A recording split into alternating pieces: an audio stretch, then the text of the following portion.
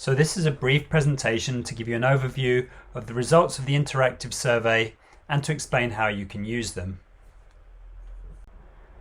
The idea of the interactive survey was to give everyone who lives or works in the London Borough of Wandsworth the opportunity to contribute to the work of the Citizens' Assembly.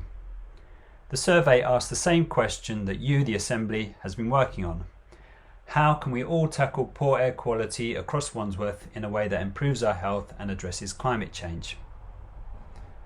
People participated by agreeing, disagreeing or passing on responses that had been created by the Assembly and by other locals, and by adding new responses for others to vote on. The survey ran for 3 weeks after the third session of the Assembly, and 568 people voted. You may think this figure is low compared to the borough's population, but generally we've seen figures ranging from 200 to 1,000 participants at a local authority level. So 568 is quite a good level of participation for this kind of survey. Polis also recognises patterns of voting, and for this survey 478 participants were recognised by their voting patterns and grouped into 2 opinion groups. There was a large number of statements submitted, over 350, and a large number of votes were cast, over 55,000. So how will these results be useful to you, the Assembly? They will bring in new ideas that might be useful to you as you finalise the recommendations today.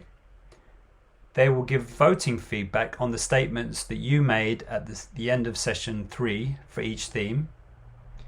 And they will show the kind of different attitudes towards the topic that exist in the borough.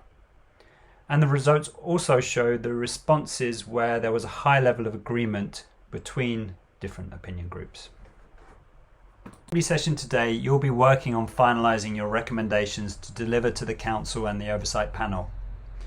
We've made large posters for each theme, and in groups you will use them to finish your recommendations. So the example in this image shows the theme of walking. On the left hand side is the most important information on the poster.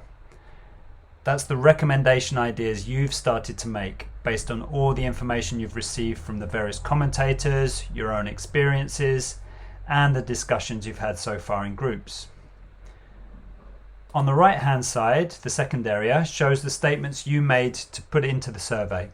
They show the overall voting results and how the 2 opinion groups reacted to the AQCA, the Air Quality Citizens' Assembly statements that you made.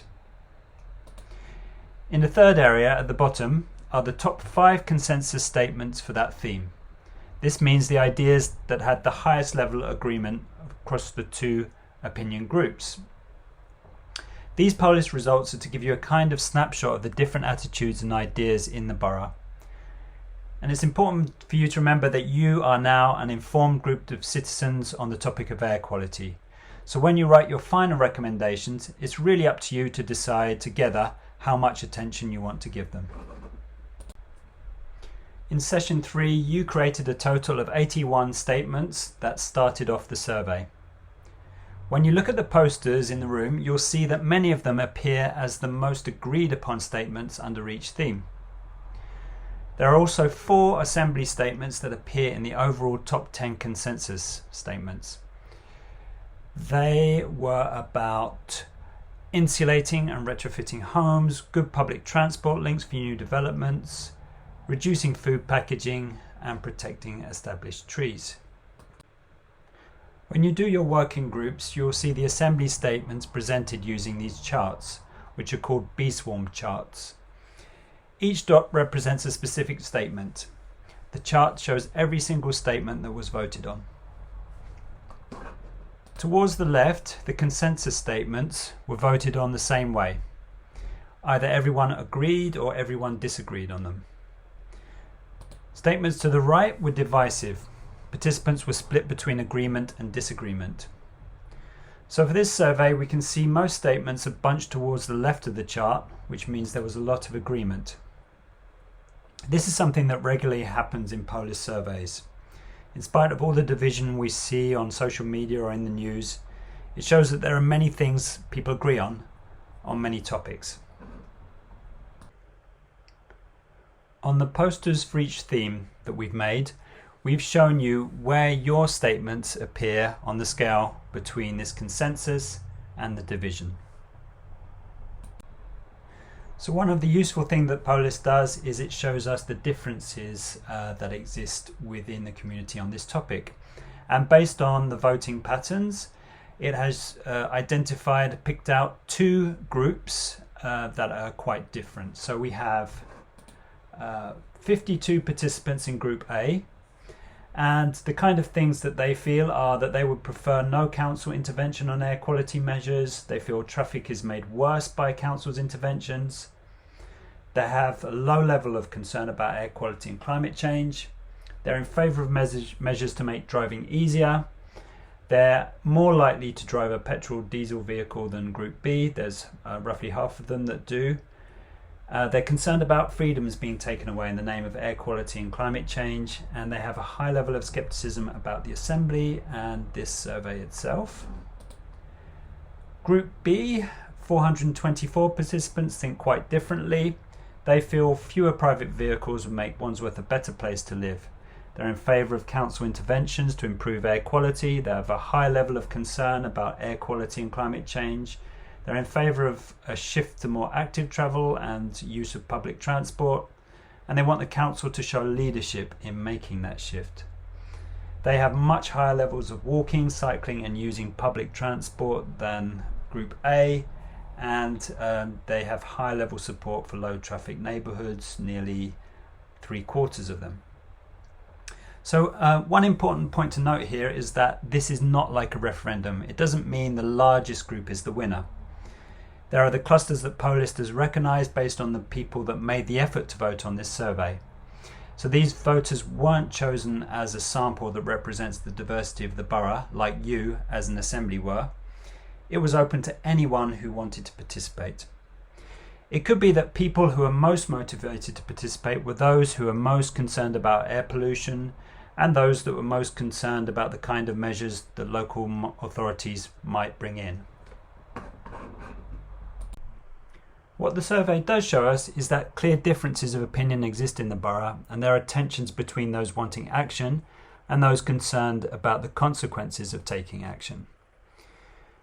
But it also shows us the many areas where there is a high level of agreement in spite of differences.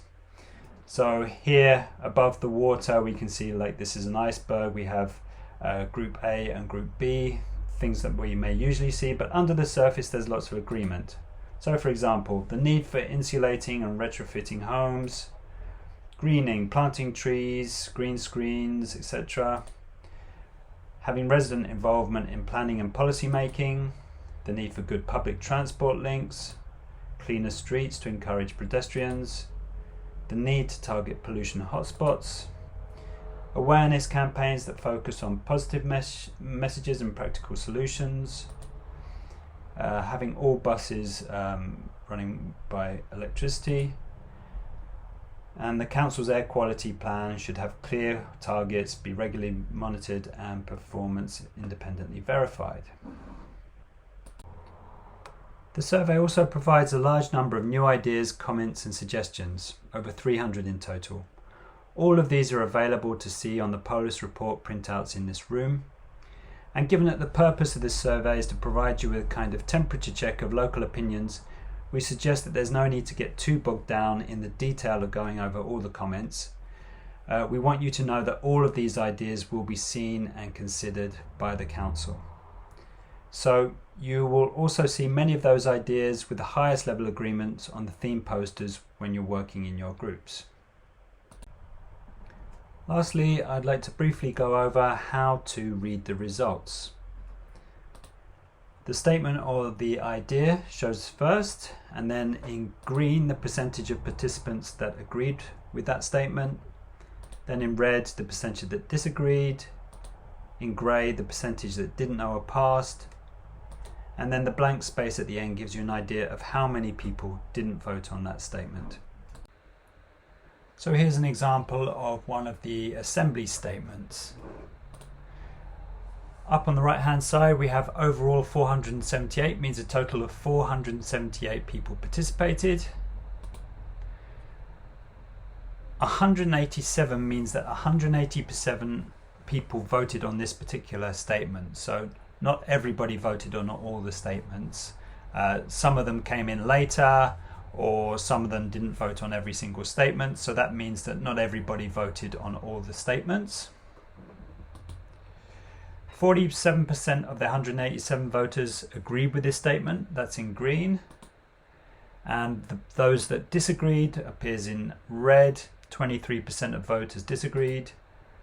And in grey is the voters that weren't sure or passed on this statement. That was 28% of the voters. And then to the left we have the figure 25. That's just simply the number in which this statement appears on the report. Each statement has 3 bars, and if you look at the top, the column to the left which says overall shows you the figure for everyone who voted. The middle column shows how Group A voted on the statement. The right hand column shows how Group B voted. Don't worry if you didn't get all the detail in this presentation. You can get a feel for how much agreement there was for each statement simply by looking at how much green shows up next to them. Each group will also have copies of these slides so you can have a look at them again when you're working in your group. Thank you.